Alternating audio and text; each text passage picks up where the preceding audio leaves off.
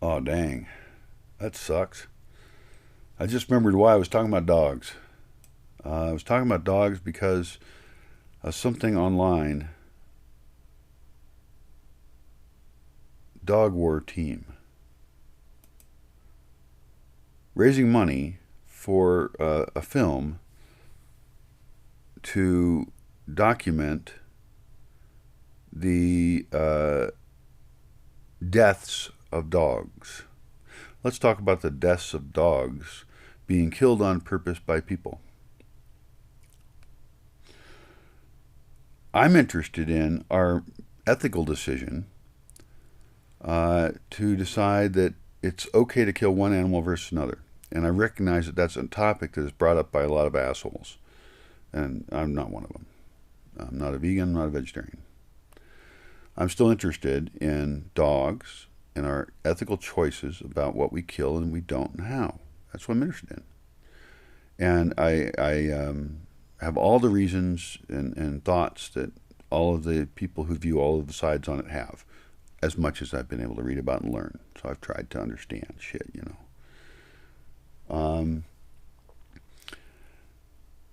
And then I think we should just go ahead and make the list of the other animals, right? Which animals do we object to killing and which do we not? Do we not? Which animals do we object to killing and which do we not? And why? And we can just make a fucking spreadsheet.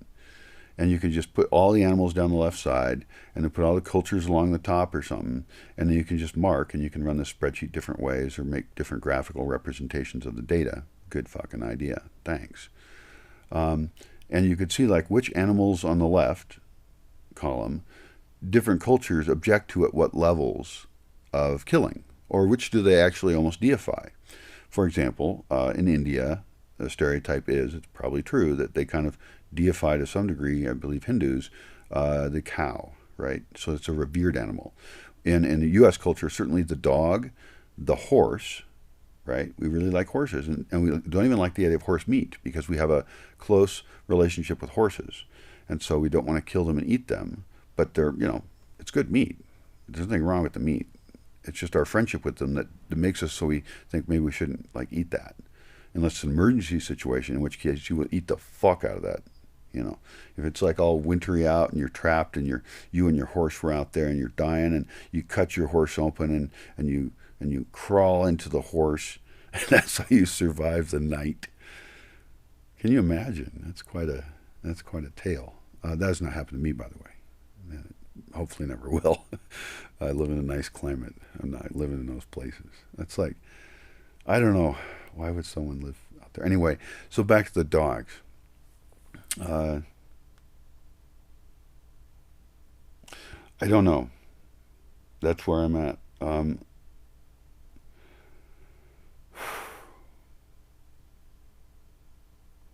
It certainly doesn't look good. I mean, my whole life I'm trying to keep dogs alive and safe and happy. And so I think that's probably one of the reasons that the idea of killing dogs bothers me. Uh, and also, one of the things that they say, like on this thing here, I'm just looking at a page on the fucking internet. Um,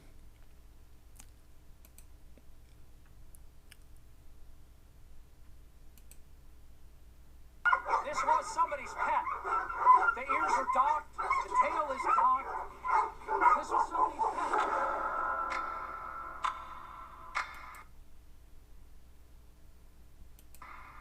Every year, more than 3 million dogs are killed for the every dog year, more meat than 3 industry. million dogs are killed for the dog meat industry. Is nothing but dead dogs.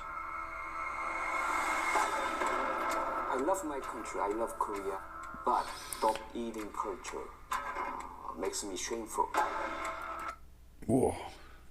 I think it's going to be a hard film to watch. I don't know if I want to watch this film thing. I'm not going to kill any dogs, all right? I have killed dogs.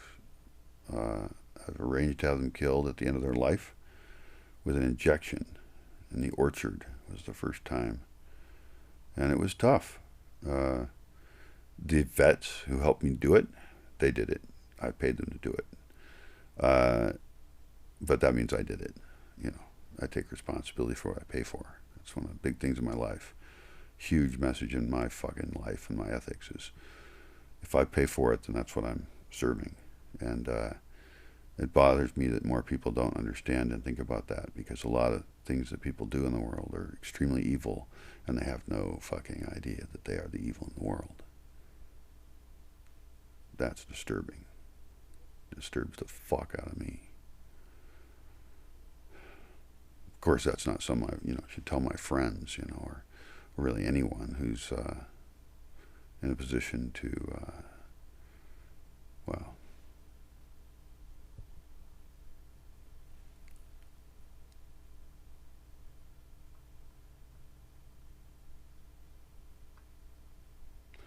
I'm just a cheery motherfucker. Jesus.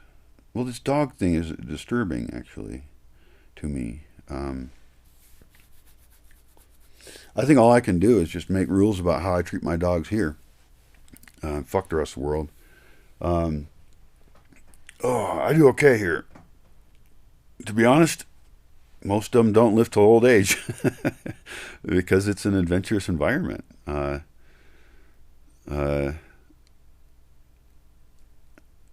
don't. Sometime maybe I'll make a list of all the ways dogs have died here. It's a lot of odd ways. It's not one way, but it's an active environment, and there's a lot of wildlife. I don't know if I've ever had a dog get killed by a coyote, but I've had ones disappear. And coyotes are a alternative canine pack that's very powerful here. They're always out there. And every night, they know the forest really well. They know it better than anybody. Think about how smart your dog is, and how, when you take a walk around here anyway, and they're out there scouting out and doing shit. Now, maybe you don't experience this because you walk your dog on a leash, but I experience canine activity, canine energy in a very intense way here. And it's really cool to watch. It's cool to be part of the pack.